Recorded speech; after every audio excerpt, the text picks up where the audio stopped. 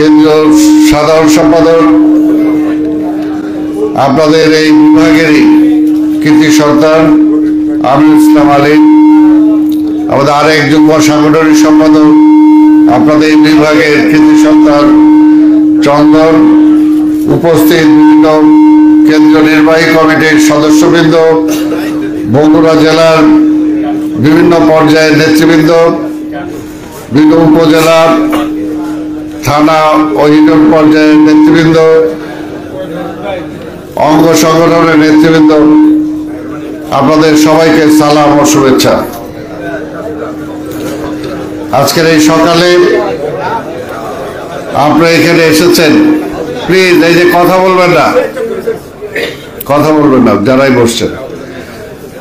আমি প্রথমে কিছু কথা বলবো, যেহেতু সাংবাদিক ভাইরাও আছেন, ওনারা চলে যাবেন, তারপরে আমাদের মূল পর্বটা শুরু হবে। এবং আজকে এখানে মূলত আমাদের আশাটাই হলো সাংগঠনিক বিষয়ে আপনাদের সাথে মত বিনিময় করা। আমাদের নেতা, পার্টির ভারপ্রাপ্ত চেয়ারম্যান দেশনায়ক তারেক রহমান আমাকে দায়িত্ব দিয়েছেন যে আপনাদের এই বিভাগে সাংগঠনিক কার্যক্রমকে কিভাবে গতিশীল করা যায়। সেই কারণেই বিভাগের প্রতিটি ইউনিটে আমরা যাচ্ছি। আজকে তারই জেলা বগুড়া, আমাদের চেয়ারম্যান এর নিজস্ব জেলা বগুড়া, সেখানে আমি আসছি। সে কারণে আমি প্রথমেই আমার নেতার প্রতি আমি শ্রদ্ধা জানাই। আল্লাহ তাকে অতি দ্রুত সমস্ত মামলা বা ঝামেলা, শারীরিক অবস্থা সবকিছু ঠিক করে দিয়ে দ্রুত আমাদের মাঝে ফিরে আনুক, এটাই আমরা আল্লাহর কাছে দোয়া করি। পাশাপাশি আপনারা জানেন যে আমাদের নেত্রী, দেশনেত্রী বেগম খালেদা জিয়া বিদেশে যাচ্ছেন চিকিৎসায়, তিনিও যাতে পুরোপুরি সুস্থ হয়ে আমাদের মাঝে ফিরে আসেন, এই দোয়াটাই আমরা করব। সমবেত বন্ধুগণ, আজকে এমন একটা অবস্থায় আমরা, মানুষ পরাধীন হইতে চায় না।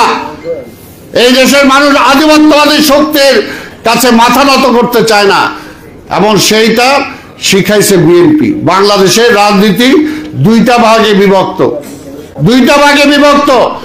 একটা হলো আধিপত্যবাদী শক্তির পক্ষে আওয়ামী লীগ সহ যারা, আরেকটা হলো জাতীয়তাবাদী শক্তি বিএনপির পক্ষে যারা আছে। এর মাঝামাঝি কিছু নাই। এর মাঝামাঝি যদি কিছু করতে চান, তাহলে আধিপত্যবাদী শক্তিকেই লাভবান করা হবে। এখন চিন্তা করে দেখেন সেদিকে যাবেন কিনা, নাকি জাতীয়তাবাদী শক্তির পক্ষে থাকবেন। পরিষ্কার, দেশকে যদি বাঁচাতে হয়, দেশের মানুষকে যদি বাঁচাতে হয়, তাহলে বিএনপি ছাড়া কোনো বিকল্প নাই। খালেদা জিয়া, তারেক রহমান ছাড়া কোনো বিকল্প নাই। আর বেগম খালেদা জিয়া, তারেক রহমান জাতীয় ঐক্যে বিশ্বাস করে, সবাইকে নিয়ে চলতে চায়, তারা একা চলতে চায় না এত কিছুর পরেও। তাই আসেন ঐক্যবদ্ধভাবে আমরা আগামী দিনে এই পরিস্থিতিকে মোকাবেলা করে, ষড়যন্ত্রকে মোকাবেলা করি। ষড়যন্ত্র হচ্ছে, কাজে ষড়যন্ত্রকে মোকাবেলা করি, এবং মোকাবেলা করে এই দেশের মানুষের হারিয়ে যাওয়া অধিকার, সেই অধিকার আমরা ফিরিয়ে দেই। ভোটের অধিকার, সেই ভোটের অধিকারটা ফিরে। অনেকে কয়, আরে ভোটের জন্য কি রক্ত দিচ্ছে? হ্যাঁ, ভোটের জন্যই তো রক্ত দিছে, ভোটের জন্যই তো রক্ত হয়েছে। যদি শেখ হাসিনা ভোট দিত, তাহলে তো শেখ হাসিনা পালাইতে হইতো না। যদি ভোট দিত, ভোটের মাধ্যমে যদি সরকার পরিবর্তন হইতে পারত, তাহলে তো আজকে দেশের অবস্থা এটা হইতো না। সেই কারণেই, ভোটের কারণেই তো হয়েছে। ভোটের জন্য পাকিস্তানের বিরুদ্ধে আমরা লড়াই করছি, তার পরবর্তী পর্যায়ে আবার বাকশালের বিরুদ্ধে আমরা লড়াই করছি, এরপর আবার হাসিনার বিরুদ্ধে লড়াই করছি। সেটা তো একটাই, মানুষের অধিকার, আমার রাইট। এই দেশ আমার, এই দেশের মালিক আমি। এই দেশের মালিক ইন্ডিয়া না, এই দেশের মালিক শেখ হাসিনা না। আজকে যারা বিভিন্নভাবে রাজনৈতিক বিভক্তি করার চেষ্টা করতেছেন, সবার অতীত আমরা জানি। তো সেই কারণে বলবো, সমস্ত কিছু ভুলে আসেন, দেশটাকে রক্ষা করি, গণতন্ত্রটাকে ফিরাই দিই। এখনো গণতন্ত্র ফেরত আসে নাই, গণতন্ত্র ফেরতের জন্য আমার নেতা তারেক রহমান লড়াই করতেছে, এখনো বলতেছে আছে। আর কি বলবে? এই দলকে যেভাবে উনি চালাচ্ছে এর চেয়ে ভালো। আরে ভাই আপনারা করেন না, সবার পিছনে দিয়ে বাতাস বেরোলে সবটাই গন্ধ আছে, কাজে আমরা গন্ধ ছড়াইতে চাই না, সবটাই গন্ধ আমরা ছড়াইতে চাই না।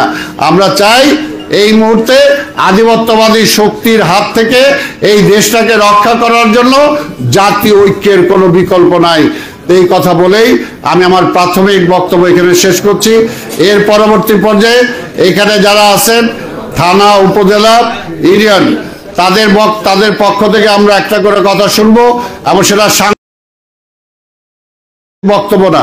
আপনার আমাদের অঙ্গ সংগঠনগুলোর কি অবস্থা, কারো বিপক্ষে বলতে যে আবার ঝগড়া করা দরকার নাই, কাউকে খাটো করা দরকার নাই।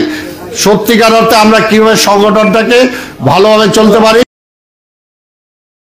সমানের জায়গা সুসংগঠিত হবে ইনশাল্লাহ। আগামী নির্বাচনে এখানে প্রত্যেকটা সিট ধানের শীষ জয়লাভ করবে, কেউ ঠেকাতে পারবে না। কাজে সেই বিষয়ে আপনার বক্তব্য দেবেন। আমি সাংবাদিক ভাইদেরকে অনুরোধ করব, আপনার দয়া করে যদি যান বাইরে, তাহলে আমরা সভাটা শুরু করতে পারবো এবং পরবর্তী আজকে অর্পণ করছি। আমি সকলের দৃষ্টি আকর্ষণ করে বলছি, বগুড়া জেলা বিএনপির একটি গুরুত্বপূর্ণ কর্মী সমাবেশ অনুষ্ঠিত হচ্ছে এখানে। আমাদের মাঝে আর এক প্রিয় নেতা আছে, যিনি ঢাকা